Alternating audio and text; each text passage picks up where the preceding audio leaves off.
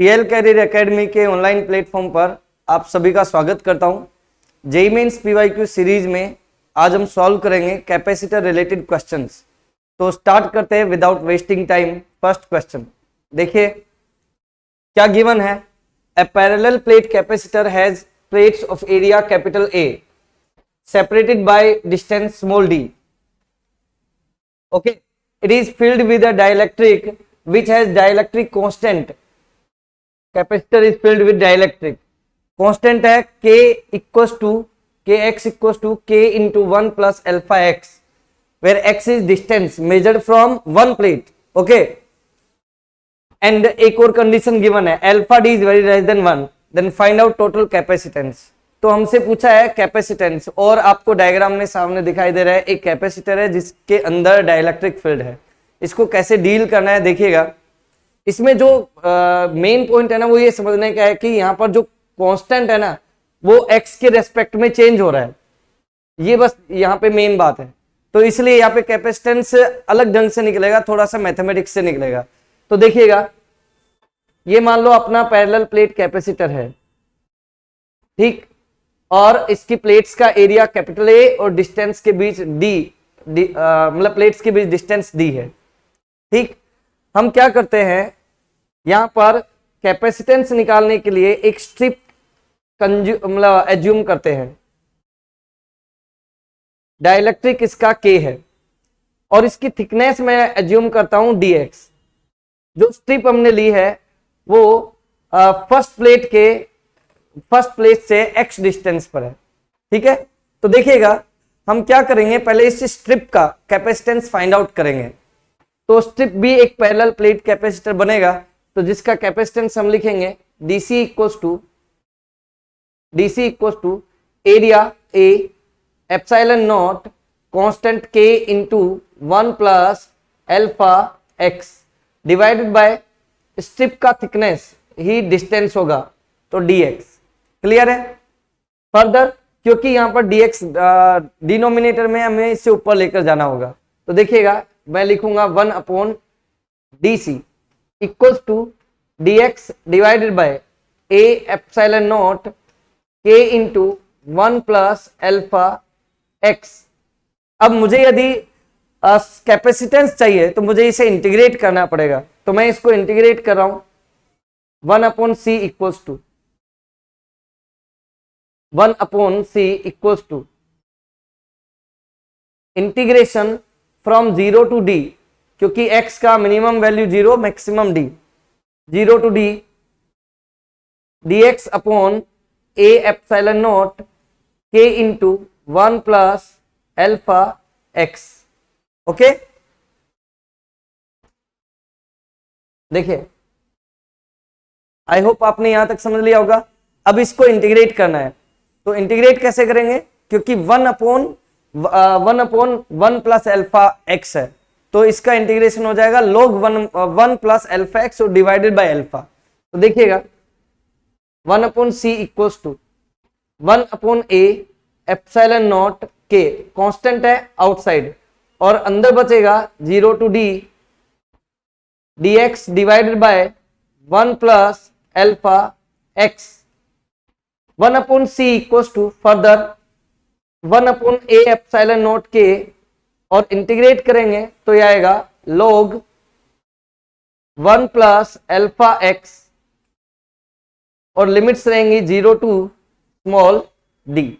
Okay, अब हम limit place करेंगे यहाँ पे 1 upon C equals to 1 upon A epsilon naught K log, अब देखिए पहले अपर लिमिट पुट करेंगे x के प्लेस पर, तो ये आएगा 1 प्लस अल्फा d, और फिर 0 पुट करेंगे तो डिवाइडेड बाय 1।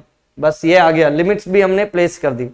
अब इसको कैसे सिंप्लीफाई कर देंगे हम लोग, देखिए क्योंकि log 1 प्लस अल्फा d है और गिवन है alpha d is very less than 1, तो यहाँ पे हम log का एक्सपेंशन यूज करेंगे। ओके, और फिर वहां से हम इक्वेशन बनाएंगे। तो देखिएगा डायग्राम और इस इधर वाले इक्वेशन की जरूरत नहीं है। देखो 1 upon C equals to 1 upon A epsilon naught K. Okay, और log 1 प्लस अल्फा डी का एक्सपेंशन हो जाएगा alpha D minus alpha square D square divided by 2 plus alpha cube D cube divided by 3 and so on. Okay, since alpha D बहुत छोटा है इसलिए alpha D के higher powers को neglect कर देंगे, तो बस केवल स्क्वायर तक हम रखेंगे। तो 1/c equals to 1/a epsilon naught K और अल्फा, एक second, log 1 plus alpha x में जब 1 प्लस अल्फा एक्स को इंटीग्रेट करेंगे, 1/1 प्लस अल्फा एक्स को इंटीग्रेट करेंगे तो log 1 प्लस अल्फा एक्स, और यहाँ पे एक अल्फा और नीचे जाएगा, तो ये याद रखना अल्फा भी है, सॉरी 1/a एप्सिलॉन नॉट के अल्फा। ओके, और देखिए इनटू, अब मैं यहां से अल्फा डी कॉमन ले रहा हूं, तो alpha D into 1 minus alpha D by 2, जो हायर पावर्स हैं उनको मैंने नेग्लेक्ट कर दिया।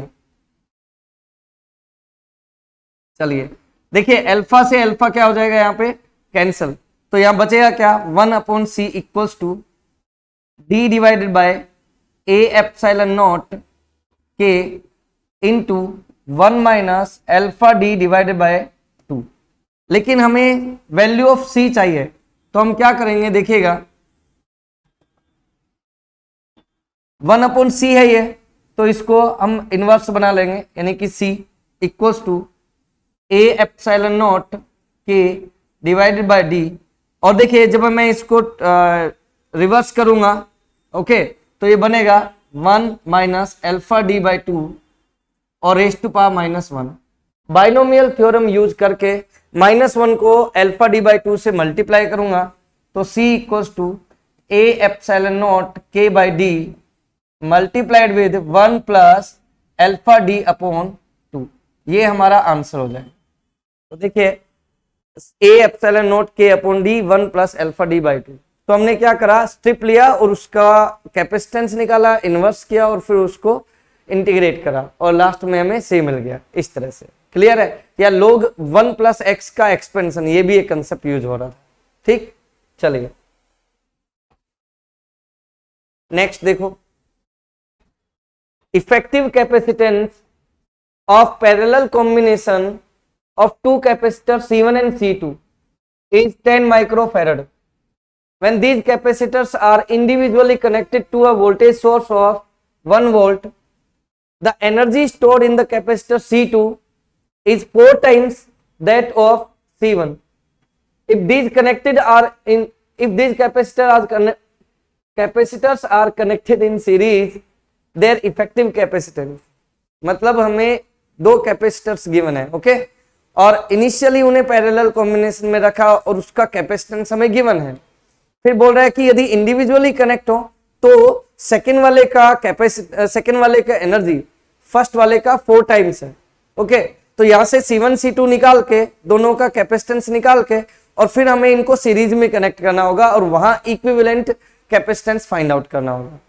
आई होप आप लोग प्रॉब्लम समझ गए होंगे। अब देखिएगा, तो C1 प्लस C2 क्योंकि पैरेलल कॉम्बिनेशन में है, तो C1 plus C2 equals to 10, equation number 1। आगे क्या बोल रहा है, सेकेंड का energy U2 is 4 times that of first one, यानी कि U1, और एनर्जी का फॉर्मूला होता है 1/2 CV स्क्वायर, तो U2 के लिए लिखूंगा 1/2 C2, वोल्टेज सेम है V square 4 into 1/2 C1 V square, V square से V स्क्वायर 1/2 कैंसल, तो यहां से C2 इक्वल्स टू आ गया हमारे पास 4C1। ओके, 4C2 का वैल्यू हम इक्वेशन 1 में पुट करेंगे जो कि है 4C1, तो C1 plus 4C1 equals to 10। Okay, C1 plus 4C1, 5C1, 5 से 10 को कट करेंगे 2, तो C1 का यहां से वैल्यू आ गया हमारे पास 2 माइक्रोफैरड, और C2 का वैल्यू, क्योंकि C1 प्लस C2 10 है और C1 2, तो C2 आ जाएगा 8 माइक्रोफैरड, 8 माइक्रोफैरड। ओके, अब C1 C2 का वैल्यू हमें मिल गया, क्योंकि सीरीज कॉम्बिनेशन है तो C1 C2 को यूज करेंगे सीरीज कॉम्बिनेशन के लिए। तो देखिए C इक्विवेलेंट होगा सीरीज कॉम्बिनेशन में C1 C2 divided by C1 plus C2, so C equivalent will be 2 into 8 divided by 2 plus 8, so 16 by 10, okay, और C equivalent will be 1.6 microfarad. तो ये हमारा आंसर हो जाएगा 1.6 माइक्रोफैरड। देखिए ए ऑप्शन करेक्ट है। ठीक, चलो नेक्स्ट क्वेश्चन सॉल्व करते हैं। देखिए एक अच्छा क्वेश्चन है, क्या गिवन है देखते हैं। A capacitor is made of 2 square plate, plates कैसी हैं, स्क्वायर प्लेट्स हैं, ओके, साइड है ए, ठीक, इनमें से एक प्लेट अल्फा एंगल बनाती है, small angle alpha, okay, find out the capacitance will be close to, मतलब हमें इस प्रकार से प्लेट्स गिवन है जैसा डायग्राम में दिखा रखा है कि एक प्लेट तो हॉरिजॉन्टल पर है, ओके, और जो अदर प्लेट है कैपेसिटर की वो इंक्लाइंड है at an angle alpha with the horizontal और with the other plate, okay. हमसे पूछा है इस कैपेसिटर का कैपेसिटेंस क्या होगा, तो इसको किस तरह से सॉल्व करना है वो आप देखिएगा। देखो हम क्या लिखते हैं, जैसा अभी हमने पीछे किया था, एक स्ट्रिप हमने अज्यूम करी थी, वैसा यहां पर भी हम करेंगे क्योंकि एंगल ए के चेंज होने के साथ साथ चेंज हो रहा है, ठीक है। तो यहां पर भी हमें एक स्ट्रिप लेनी पड़ेगी, फिर उसके लिए कैलकुलेशन करना पड़ेगा, फिर इंटीग्रेशन करना पड़ेगा। उससे पहले एक और बात आप समझ लो कि ये जो स्क्वायर प्लेट है ना, इसका आपको बस केवल फ्रंट व्यू दिख रहा है, केवल एक लाइन दिख रही है इनफैक्ट, लेकिन यहाँ पे कंप्लीट स्क्वायर प्लेट है, वो याद रखना, A इंटू ए, ये याद रखना, ओके। चलिए देखते हैं, ये मान लो अपना कैपेसिटर है, ठीक, इसके फर्स्ट एंड पर प्लेट्स के बीच का जो गैप है वो है D, ओके, और जो अदर एंड है उसका डिस्टेंस हम निकाल लेंगे, कैसे, देखिए ये मान लो ये एंगल अल्फा है, ठीक, तो मैं क्या करूंगा, पहले तो यहां पर एक स्ट्रिप अज्यूम करूंगा, जैसे मैंने यहां पर एक स्ट्रिप ले ली मान लो, जिसका थिकनेस क्या है dx, ठीक, और ये फर्स्ट एंड से x डिस्टेंस पर स्ट्रिप अज्यूम करी गई है, एलिमेंट अज्यूम करा गया है। तो देखिए यहां पर ये एंगल कितना है अल्फा और डिस्टेंस क्या हो गई x, तो यदि आप ये वाला हिस्सा देखते हैं ना, तो एक टाइप से ये एक सेक्टर बन गया, और सेक्टर का जो आर्क होता है वो होता है एंगल इंटू रेडियस, तो एंगल अल्फा और रेडियस x, तो यहां पे हो जाएगा अल्फा x, क्लियर। तो ये जो डिस्टेंस है यहां से यहां तक का, ठीक है ना, जो एंगल के ऊपर वाला जो डिस्टेंस है वो कितना है अल्फा x, तो यहाँ पे स्ट्रिप का टोटल विड्थ क्या हो जाएगा, टोटल विड्थ हो जाएगा d, तो ये हो गया d प्लस अल्फा x, इस स्ट्रिप का टोटल विड्थ हो जाएगा d plus alpha x, okay. अब हम स्ट्रिप का कैपेसिटेंस लिखेंगे, तो देखिए DC इक्वल टू एरिया, क्योंकि स्क्वायर प्लेट है तो यहाँ पर स्ट्रिप लेंगे ना, तो स्ट्रिप की यहाँ पे लेंथ तो dx हो जाएगी, जो विड्थ है वो तो dx हो जाएगी, और जो दूसरी साइड है वो a हो जाएगी, तो यहाँ पर एरिया लिखेंगे a इंटू dx, ओके, और into epsilon not, air capacitor है इसलिए यहाँ पे कांस्टेंट यूज नहीं करेंगे, dielectric constant, divided by thickness, thickness क्या है यहाँ पर, थिकनेस है d प्लस अल्फा x, जो दोनों प्लेट्स के बीच का जो गैप है इस स्ट्रिप के लिए वो कितना है d प्लस अल्फा x। अब हम क्या करेंगे इसमें फर्दर, हम इसको इंटीग्रेट कर लेंगे, तो देखिए c equals to a epsilon naught integration dx divided by d plus alpha x, और लिमिट्स क्या होंगे, तो देखो x का मिनिमम वैल्यू फर्स्ट एंड पर 0, ओके, और अदर एंड पर मैक्सिमम वैल्यू यानी कि a, स्मॉल a, तो 0 से a तक हम इसको इंटीग्रेट कर देंगे, वैल्यू पुट करके। अब देखिए मैं इसको इंटीग्रेट करता हूं, तो यहां पे आएगा अपने पास answer log d plus alpha x और डिवाइडेड बाय अल्फा, ओके, और लिमिट्स आ जाएंगे यहाँ पे from 0 to a, limits put करेंगे तो a epsilon naught by alpha और log d plus alpha a divided by x की जगह पर 0 रखेंगे तो डिवाइडेड बाय d, ये हमें मिलेगा, ओके। अब देखिए फर्दर इसको सॉल्व करेंगे तो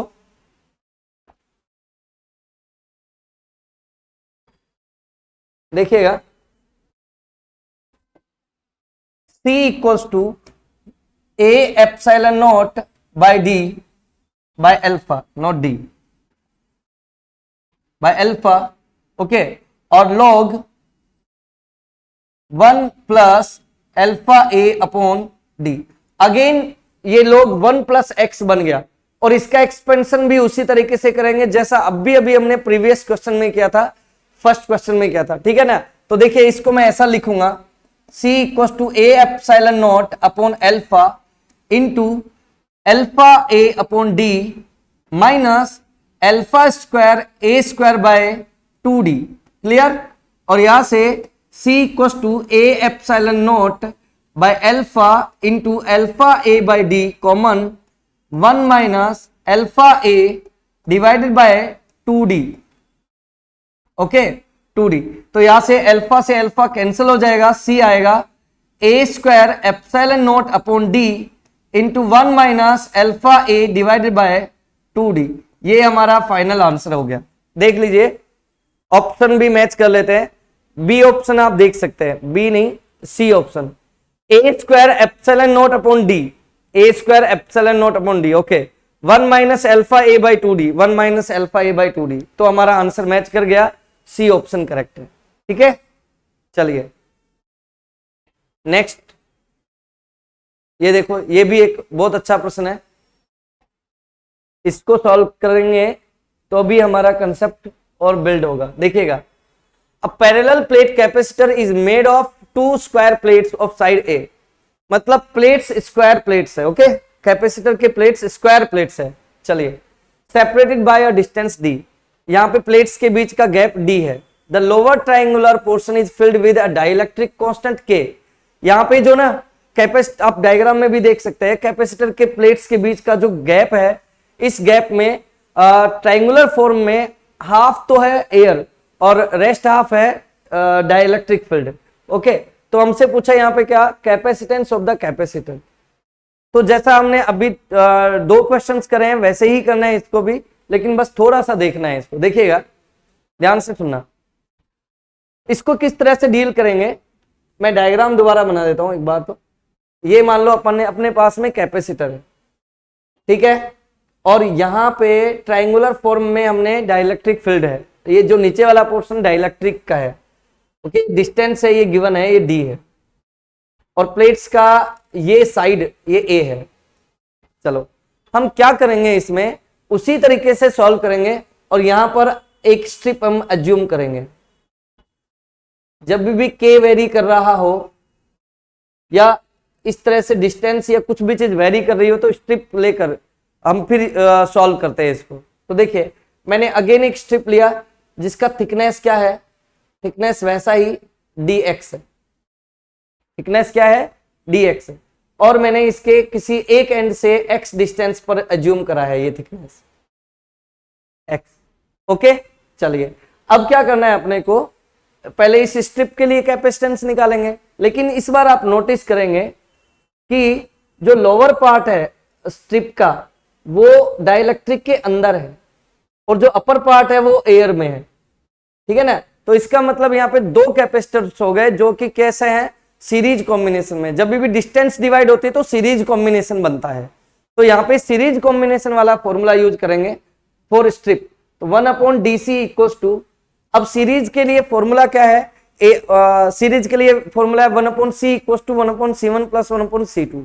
अब C1 C2 क्या लेंगे, तो C1 मान लो कि ये जो डाइलेक्ट्रिक वाला जो प्लेट है, डाइलेक्ट्रिक वाला पार्ट है, इसका कैपेसिटेंस, तो कैपेसिटेंस होता है A epsilon naught upon D। तो एरिया, तो इसका एरिया जैसा अभी पीछे किया था A into dx, A into dx, ये तो एरिया हो गया, एप्सिलॉन नॉट, ओके, कांस्टेंट है K, ठीक है। और डिस्टेंस क्या होगी इसमें, डिस्टेंस होगी इसकी जो विड्थ है कैपेसिटर की प्लेट्स के बीच का डिस्टेंस। तो यहाँ पे इसके लिए जो डिस्टेंस है ना, ये मैंने मेंशन नहीं करा, ये है let us suppose y, okay, तो y विड्थ हो जाएगी। एक चीज और यहाँ पे याद रखना, ये जो a dx epsilon naught k upon y लिखा ना, ये तो c का वैल्यू है, हमें 1/c का वैल्यू लिखना है, तो इसको पलट के लिखेंगे, मतलब कि इस तरह से लिखेंगे। देखिए y upon a epsilon naught k dx। Okay, plus अब जो एयर कैपेसिटर है उसका भी कैपेसिटेंस लिखेंगे सिमिलर वे में। तो देखिए उसके लिए डिस्टेंस हो जाएगी, टोटल d है, ये डाइलेक्ट्रिक वाला डिस्टेंस है y, तो बचा हुआ डिस्टेंस हो जाएगा d minus Y. d minus Y, area same ही है a एप्सिलॉन नॉट, और इस बार डाइलेक्ट्रिक नहीं है, एयर कैपेसिटर, तो k नहीं होगा, बस केवल dx। ओके, चलिए अब हम क्या करेंगे इसमें सिंपलीफाई। तो देखिए 1 upon D C equals to, common आ जाएगा a epsilon naught dx, a epsilon naught dx, okay, into y upon k, okay, plus d minus Y. ये हमारे पास कॉमन लेने के बाद बच गया। ठीक है, इसको पलट लेंगे हम लोग, तो ये लिखा जाएगा dc equals to a epsilon naught dx divided by, अब देखिए मैं इसको इस तरह से लिख रहा हूं, d plus Y common 1 upon k minus 1। Okay, देखिएगा देखिएगा dc इक्वल्स टू, ये लिखा जाएगा, okay, a epsilon naught dx upon d plus Y 1 upon k minus 1। अब हम क्या करेंगे इसमें, हम इसको इंटीग्रेट करके अगेन और हम c का वैल्यू फाइंड आउट करेंगे। तो देखिएगा अब इसको इंटीग्रेट करना है, तो c equals to integration a epsilon naught dx divided by d plus Y into 1 upon k minus 1। एक चीज आप और नोटिस करेंगे यहाँ पे, क्या कि जो फंक्शन है जिसके रेस्पेक्ट में हमें इंटीग्रेट करना है वो x है, ठीक है, जबकि इक्वेशन y के फॉर्म में है। तो या तो इक्वेशन को x के फॉर्म में लाना पड़ेगा, या तो dx को हमें y के dy में कन्वर्ट करना पड़ेगा। तो यहाँ पे एक तरीका है, देखिए ये जो हिस्सा है, मैं अलग कलर्ड पेन से दिखाता हूं, ये जो हिस्सा है ना, इसको मैं दो पार्ट्स में डिवाइड करता हूं, एक तो ये हो गया और एक ये वाला सेक्शन। ठीक है, अब यहां पर आप पाएंगे ये दोनों सेक्शन एक सिमिलर ट्राइंगल्स है बेसिकली, और सिमिलर ट्राइंगल्स होते हैं ना तो उनके साइड्स के रेशियो इक्वल होते हैं। तो हम लिखेंगे यहाँ पे y upon X, y upon X, y upon X height divided by base equals to d divided by a। Okay, हमें चाहिए dx, तो dx यहां से x इक्वल्स टू क्या आ जाएगा, x equals to a y upon d, और हमें चाहिए dx, तो dx आ जाएगा, देखिए dx equals to a upon d into dy। Okay, ये dx का वैल्यू यहाँ पे पुट करेंगे तब हमें हमारा रिजल्ट मिलेगा। रिजल्ट तो अभी इतनी जल्दी नहीं मिलेगा, लेकिन हम करीब होंगे रिजल्ट के। देखिए वैल्यू पुट करते हैं, तो c equals to integration a epsilon naught divided by d plus Y into 1 upon k minus 1, और dx के प्लेस पर a upon d into dy, तो यहां पे आ जाएगा a upon d into dy। Okay, अब देखिएगा इसको किस तरह से लिमिट्स क्या होंगे पहले तो ये देख लेंगे, क्योंकि हमने जो एलिमेंट कंसिडर करा था y, तो y का मिनिमम वैल्यू हो जाएगा 0 और मैक्सिमम वैल्यू हो जाएगा d। तो हम इंटीग्रेट करेंगे 0 से d तक, 0 से d तक हम इसको इंटीग्रेट करेंगे। ठीक है जी, तो देखिएगा c equals to a epsilon naught outside, और a और d और है, a अपॉन d और है, तो a स्क्वायर अपॉन d बाहर, और यहां बचेगा 0 से d, और dy upon d plus y into 1 upon k minus 1।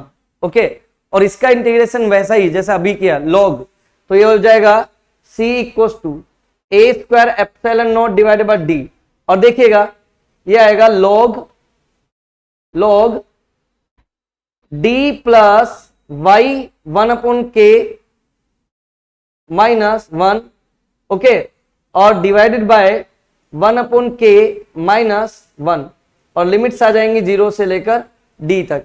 तो मैंने क्या करा, ये जो d plus Y into 1 upon k minus 1 है, इसको मैंने इंटीग्रेट करा, और इंटीग्रेट किया तो log d plus Y into 1 upon k minus 1 divided by 1 upon k minus 1 मिला। ओके, अब हम लिमिट्स पुट करेंगे यहाँ पे, थोड़ा लेंदी है क्वेश्चन, लेकिन करना तो है ही, देखिए छोड़ नहीं सकते अपन किसी भी चीज को।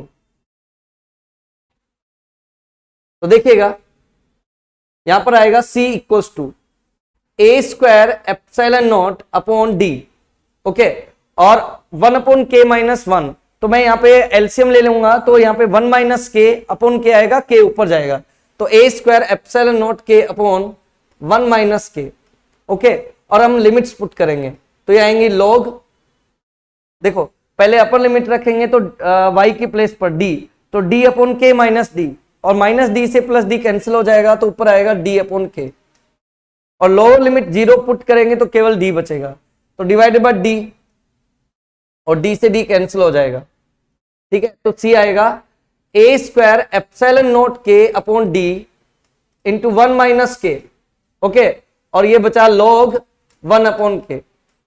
तो अपना आंसर जो है ना वो 1 अपॉन के फॉर्म में नहीं है, आप देखेंगे लॉग के फॉर्म में है, तो इसको रिवर्स करना होगा अपने को, तो c इक्वल टू आ जाएगा ए स्क्वायर एप्सिलॉन नॉट के और ln के।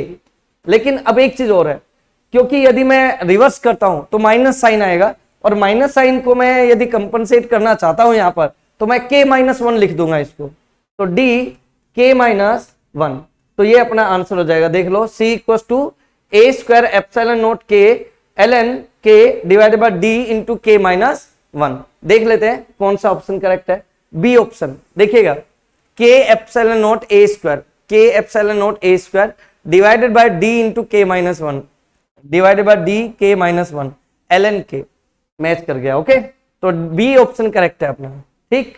चलिए नेक्स्ट क्वेश्चन पर चलते हैं। देखिए इस क्वेश्चन में क्या गिवन है, यहां पे एक कैपेसिटर प्लेट्स है, कैपेसिटर के प्लेट्स है, और इसे 4 सेक्शंस में, 4 इक्वल सेक्शन में डिवाइड करा गया है, जिसमें डाइलेक्ट्रिक अलग अलग मटेरियल के अलग अलग डाइलेक्ट्रिक कांस्टेंट के मटेरियल के स्लैब्स भरे गए हैं, यहाँ पे 4 इक्वल, ओके। यहाँ पे हमसे पूछा है इक्विवेलेंट डाइलेक्ट्रिक कांस्टेंट, तो इस क्वेश्चन में थोड़ा सा एरर है, लेकिन फिर भी देख लीजिए कंसेप्ट किस तरह से सॉल्व करना है। आप इसको इस तरह से डील करेंगे कि 2 कैपेसिटर सीरीज में ऊपर और 2 वाले ये नीचे, 2 कैपेसिटर्स नीचे, ठीक है। पहले आप इन दोनों को सीरीज में सॉल्व करोगे, फिर इन दोनों को सीरीज में सॉल्व करने के बाद फिर आप पैरेलल में सॉल्व करोगे, और देन आप इक्विवेलेंट डाइलेक्ट्रिक कांस्टेंट पाएंगे, ठीक है। आप लोग ट्राई करिए, देखिए कि इसमें क्या प्रॉब्लम है, क्वेश्चन में क्या एरर है, वो आप लोग सर्च करिएगा। देखो ऑप्शन भी आप देख सकते हो, स्क्रीनशॉट ले सकते हैं और आप लोग ट्राई करेंगे इसको, ठीक है। चलिए नेक्स्ट क्वेश्चन पर चलते हैं।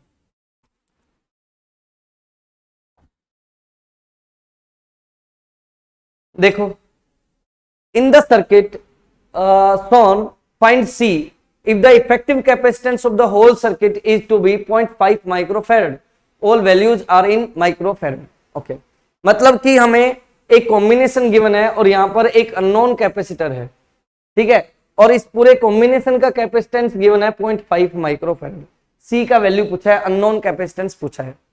किस तरह से सॉल्व करेंगे इसको देखिएगा, तो ये देखो 2 2 ये दोनों पैरेलल कॉम्बिनेशन में है, P1 मार्क कर लेता हूं, और पैरेलल कॉम्बिनेशन में कैपेसिटेंस हो जाता है सम 2 + 2 यानी कि 4 माइक्रोफैराड।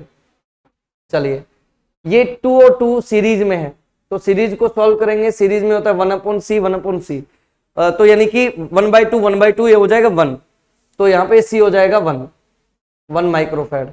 फिर ये जो सीरीज में 1 माइक्रोफैराड आएगा ना, ये अदर 1 माइक्रोफैराड के साथ में पैरेलल में है, तो इसको मैं लिख लेता हूँ P2, तो P2 आ जाएगा 1 + 1 यानी कि 2 माइक्रोफैराड, ओके। अब मैं डायग्राम को थोड़ा शॉर्ट कर लेता हूं, तो ये देखो ये तो रहा C, ये रहा 2, और इधर ये 2, और ये जो हमने अभी अभी फाइंड आउट किया ये 4, और यहाँ पे ये भी 2, तो ये B पॉइंट हो गया और ये A पॉइंट। अब आप देखो ये दोनों सीरीज में है 2 2, तो सीरीज में 1/2 1/2 1, तो इसका आ जाएगा 1 माइक्रोफैराड, और 2 और 4 ये B सीरीज में है, तो 1/2 + 1/4 3/4, और रिवर्स करेंगे तो 4/3 हो जाएगा। तो अब देखो ये दोनों पैरेलल में आएंगे, पैरेलल में इक्विवेलेंट कैपेसिटेंस होता है सम के बराबर, तो 1 प्लस 4/3, तो आ जाएगा 7/3। Okay, ultimately you will get C और अदर कैपेसिटर है 7/3 माइक्रोफेरेड। ठीक है, ये ए पॉइंट हो गया और ये बी पॉइंट हो गया। अब सीरीज कॉम्बिनेशन है फाइनली और उसका इक्विवेलेंट कैपेसिटेंस गिवन है 0.5, तो यहां पे लिखूंगा 0.5 equals to C into 7/3 divided by C plus 7/3।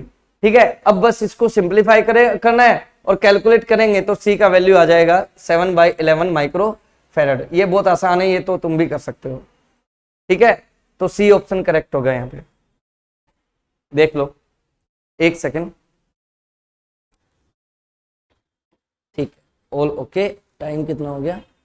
30 minute चलेगा।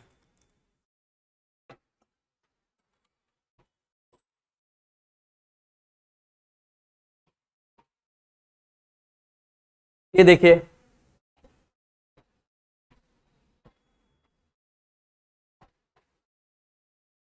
क्या गिवन है? A capacitor C1 1 microfarad, okay, it charged up to a voltage 60 volt, ठीक, by connecting it to a battery through switch S1. Okay, now C1 is disconnected from the battery and connected to a circuit consisting of two uncharged capacitors C2 3 C3 6, okay, through switch 2, okay, as shown in the figure. The sum of final charges on C2 and C3, मतलब कि हमें क्या करना है? देखो ये C1 capacitor दिख रहा है ना, इस C1 को पहले तो बैटरी से कनेक्ट करके चार्ज करा गया है, ठीक, और उसके बाद बैटरी से हटाकर और इन C2 C3 के साथ कनेक्ट किया है, और C2 C3 पर चार्ज कितना होगा टोटल, वो हमसे पूछा है। तो देखिएगा यहाँ पे जब हम बैटरी से डिस्कनेक्ट कर देंगे, C1 को बैटरी से डिस्कनेक्ट कर देंगे, उसके बाद क्या होगा? बैटरी से डिस्कनेक्ट करके और C2 C3 के साथ कनेक्ट कर देंगे, तो C1 और C2 C3 पर जो वोल्टेज होगा वो सेम होगा, क्योंकि पैरेलल कॉम्बिनेशन बन जाएगा। तो यहाँ पे वोल्टेज सेम है, तो चार्ज अपॉन कैपेसिटेंस वोल्टेज होता है। तो देखिए C1 के लिए तो चार्ज है मान लो Q1, तो Q1 अपॉन C1, ये वोल्टेज हो गया Q1 upon C1 equals to Q2 C2 C3 पर चार्ज है मान लो Q2, तो Q2 divide by C2 C3 parallel series combination में, सीरीज में तो इक्विवेलेंट लिखना पड़ेगा, तो C2 C3 divided by C2 plus C3, तो यहां से Q1 आ जाएगा। देखिए C1 का वैल्यू है 1 और Q2 C2 C3 कितना आएगा? ये 3 इंटू 6 9 और 3 प्लस 6, देखो क्या बोल गया मैं, 3 इंटू 6 9 नहीं 18 डिवाइडेड बाय 6 प्लस 3 9। तो यदि इसको सॉल्व करेंगे तो 2 आंसर आएगा, तो Q2/2 क्या भाई तो Q2 equals to 2Q1। Okay, तो यहां से Q2 और Q1 के बीच हमें एक इक्वेशन मिल गया। ठीक है जी, चलिए अब हमें क्या करना है, क्योंकि टोटल चार्ज जो है ना वो C1 और C2 C3 पर डिवाइड हुआ है, तो यानी कि टोटल चार्ज मान लो बैटरी से हमें मिला था Q, तो Q equals to Q1 plus Q2। Okay, Q2 का वैल्यू हमें मिल गया 2Q1। ओके, तो यहां से हम लिखेंगे Q इक्वल्स टू Q1 कितना, Q1 तो है ही, और Q2 की जगह क्या लिखेंगे 2Q1। Q कितना होगा यहाँ पे, टोटल चार्ज कितना होगा? तो देखो यहाँ पे जो यहाँ चार्ज है वही टोटल चार्ज है, C1 पर जो चार्ज है वही टोटल चार्ज होगा, और वो कितना है जब बैटरी के साथ कनेक्ट हुआ था तब जो चार्ज था वही टोटल चार्ज होगा, और वो कितना होगा? वोल्टेज कितना है 60 वोल्ट इंटू कैपेसिटेंस 1, तो यहाँ पे टोटल चार्ज हो जाएगा 60 equals to Q1 and 2Q1 3Q1 हो जाएगा, 3Q1 हो जाएगा 3Q1। तो यहां से Q1 का वैल्यू कितना आ गया हमारे पास 20 माइक्रो कूलाम। ओके, तो Q2 कितना हो जाएगा? Q2 होगा डबल ऑफ Q1, यानी कि Q2 होगा 40 माइक्रो कूलाम, और यही हमसे पूछा है कि Q2 Q3 पर कितना चार्ज होगा। तो क्योंकि ये जो C2 C3 है Q2 Q3 वो क्या है सीरीज कॉम्बिनेशन में है, और सीरीज में चार्ज सेम होता है, तो C2 C3 पर जो चार्जेस का सम है वो और इन हर एक पर जो चार्ज होगा वो दोनों सेम ही होंगे, और कितना होगा 40 माइक्रो कूलाम। तो यहाँ पे बी ऑप्शन करेक्ट हो जाएगा। क्लियर? चलिए नेक्स्ट पर चलते हैं। देखो क्या गिवन है, a combination of capacitors is set up as shown in the figure. The magnitude of the electric field due to a point charge capital Q having a charge equal to sum of charges on the 4 microfarad and 9 microfarad capacitors at a point distant 30 metre from it would equal to, मतलब सुनो सुनो क्या given है यहाँ पे 4 और 9, 4 microfarad और 9 microfarad पर जो चार्ज है ना, सम टोटल चार्ज, उस चार्ज का इलेक्ट्रिक फील्ड हमसे पूछा है, ठीक है, डिस्टेंस गिवन है। तो हमें पहले क्या करना पड़ेगा, 4 और 9 माइक्रोफेरेड पर चार्ज निकालना पड़ेगा और उससे सम करना पड़ेगा, और फिर हम के क्यू अपॉन आर स्क्वायर वाला फॉर्मूला यूज करेंगे। तो पहले 4 और 9 पर चार्ज निकालते हैं। तो देखिए किस तरह से सॉल्व करेंगे।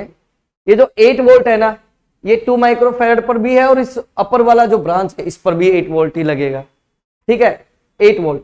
तो देखिएगा हम पहले अपर जो ब्रांच है इसका इक्विवेलेंट कैपेसिटेंस निकाल लेते हैं। आप पाएंगे 9 और 3 ये तो पैरेलल में है, तो ये हो जाएगा कितना 12, और 4 माइक्रोफेरेड और 12 ये सीरीज में आएगा, तो 4 इंटू 12 डिवाइडेड बाय 4 प्लस 12। तो देखिए 4 से 16 को कट करेंगे नीचे 16 बनेगा, और 4 से 12 को कट करेंगे 3 आ जाएगा। तो सी इक्विवेलेंट आ गया अपने पास में 3 माइक्रोफेरेड अपर ब्रांच में। तो यहां से क्यू टोटल क्या आ जाएगा अपर ब्रांच के लिए, क्यू टोटल आ जाएगा यहाँ पे charge equal to capacitance into voltage. तो क्यू इक्वल टू क्या आ जाएगा, कैपेसिटेंस कितना है यहाँ पर 3 और इंटू वोल्टेज कितना है 8। तो टोटल चार्ज कितना आ गया 24 माइक्रो कूलम। चलो ये टोटल चार्ज आ गया, और जो ये 4 माइक्रोफेरेड है इस पर भी चार्ज इतना ही रहेगा। तो Q4 वो कितना होगा 24 माइक्रो कूलम ही रहेगा। क्यों, क्योंकि वो सप्लाई के साथ डायरेक्ट कनेक्टेड है। अब बचा 9 और 3 पर कितना होगा, तो पहले 9 3 पर अपने को वोल्टेज निकालना पड़ेगा, और 9 और 3 पर वोल्टेज निकालने से पहले हमें 4 माइक्रोफेरेड पर वोल्टेज निकालना पड़ेगा। तो देखिए चार्ज आ गया तो वोल्टेज निकाल लेंगे। तो V at 4 which is Q4 divided by 4। तो Q4 कितना है 24 डिवाइडेड बाय 4। तो कट करेंगे तो कितना है 24 डिवाइडेड बाय 4, तो ये आ जाएगा 6 वोल्ट। तो देखो 8 वोल्ट तो 4 माइक्रोफेरेड पर है, और बचा हुआ 2 माइक्रो, देखिए वापस 8 वोल्ट तो टोटल है, जिसमें से 6 वोल्ट 4 माइक्रोफेरेड पर है, बचा हुआ 9 और 3 के पैरेलल कॉम्बिनेशन पर होगा। तो यानी कि जो V3 या फिर V9 वो है 2 वोल्ट। ओके, अब 9 माइक्रोफेरेड पर चार्ज कितना होगा, तो वोल्टेज हमें मिल गया, तो Q9 क्या होगा, Q9 हो जाएगा यहाँ पर वोल्टेज इंटू कैपेसिटेंस। तो कैपेसिटेंस 9 और वोल्टेज है 2, तो ये हो जाएगा 18 माइक्रो कूलम। तो देखो Q4 आ गया Q9 आ गया, तो टोटल चार्ज क्या आ जाएगा 24 प्लस 18। तो ये आ जाएगा 8 एंड 4 12, और 2 एंड 1 3 एंड 1 4 हो जाएगा 42 micro coulomb. Okay, electric field का फॉर्मूला क्या होता है के क्यू अपॉन आर स्क्वायर। हमें के का वैल्यू भी गिवन है 9 इंटू 10 टू द पावर 9, और डिस्टेंस भी गिवन है। हम इसको इजीली सॉल्व कर सकते हैं। के का वैल्यू हम लिखेंगे 9 into 10 to the power 9, Q का वैल्यू लिखेंगे 42 into 10 to the power minus 6, और डिवाइड बाय डिस्टेंस 30 सेंटीमीटर है, सॉरी मीटर है, तो 30 मीटर का स्क्वायर करेंगे 900 आएगा। तो ये 2 जीरो से ये कैंसिल हो जाएगा, 10 रेज़ टू पावर 7, 9 से 9 कैंसिल हो जाएगा, 42 इंटू 10 यानी कि 420 आएगा आंसर। 420 एक बार चेक कर सकते हैं आप लोग। देखिए मैं इसको थोड़ा ऊपर ले जाता हूँ, 420 is the answer, C option correct है, ठीक है 420। क्या बात है ठीक है जी, चलिए नेक्स्ट क्वेश्चन देखते हैं, 9th। ओके चलो देखो, या फिर एक काम करते हैं, ये जो क्वेश्चंस है ना इनका आप लोग स्क्रीनशॉट लीजिए और इनका सॉल्यूशन आप करके देखना, और यदि आपसे नहीं बने तो आप कमेंट बॉक्स में डालना, ठीक है, फिर अपन सॉल्व करेंगे। ओके पहले आप लोग ट्राई करिए, तो एक बार स्क्रीनशॉट ले लो, ये आपका होमवर्क है HW। मैं इसको और ऊपर करता हूँ, ये ऑप्शन सी होना, ठीक। नेक्स्ट, क्योंकि टाइम हो गया है इसलिए, ये भी आपका HW है, स्क्रीनशॉट ले सकते हैं। Okay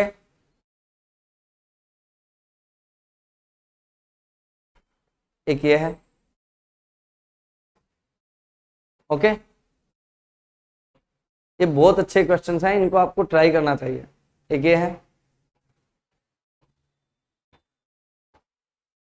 okay.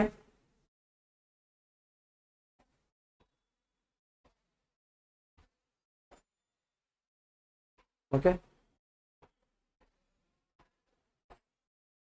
और ये लास्ट।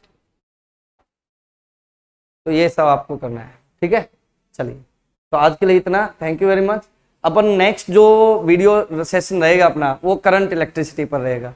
तो आई होप आप लोगों यहाँ तक हैं और आपने एंजॉय किया होगा, I think so. Thank you very much.